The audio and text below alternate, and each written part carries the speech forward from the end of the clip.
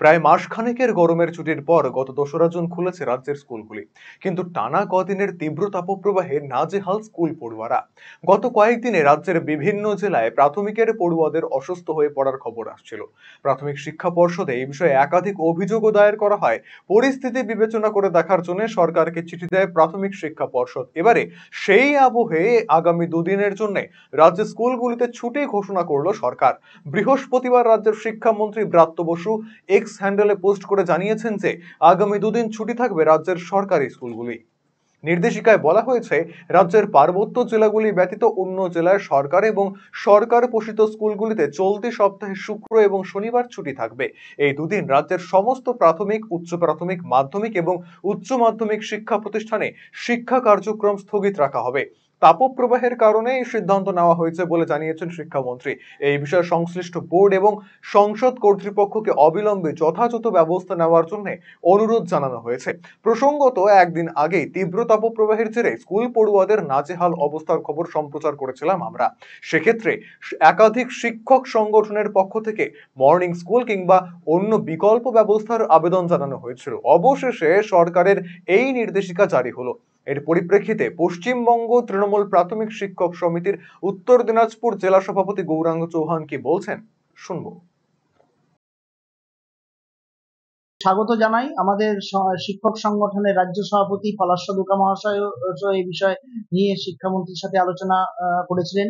আমাদের শিক্ষামন্ত্রী যে এই দ্রুত সিদ্ধান্ত নিয়েছেন, ছাত্রছাত্রীরা গরমের মধ্যে কয়েকটা তাপপ্রবাহের জন্য কিছু কিছু স্কুলের ছাত্রছাত্রীরা অসুস্থ হয়ে পড়ছিল কয়েকদিন ধরে, খুব তাড়াতাড়ি সিদ্ধান্ত নিয়েছেন, দুদিন স্কুল বন্ধ দিয়েছেন। রবিবারে আশা করা যায় রবিবার পর থেকে পরিস্থিতি ভালো হবে এবং বৃষ্টি হবে এবং ছাত্রছাত্রীরা স্কুল খুলবে।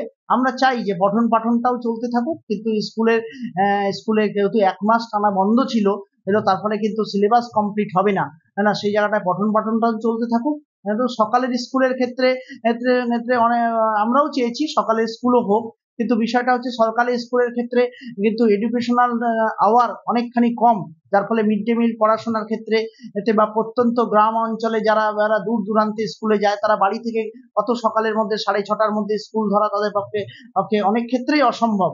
গরমটাও রয়েছে, সেই জন্য সব দিক বিচার বিবেচনা করে দুদিন এই ছুটির সিদ্ধান্ত নিয়েছে। এটাকে পড়াশোনা স্থগিত রাখা, ছাত্রছাত্রীদের না আসা, এটাকে আমরা ধন্যবাদ জানাই এবং স্বাগত জানাই।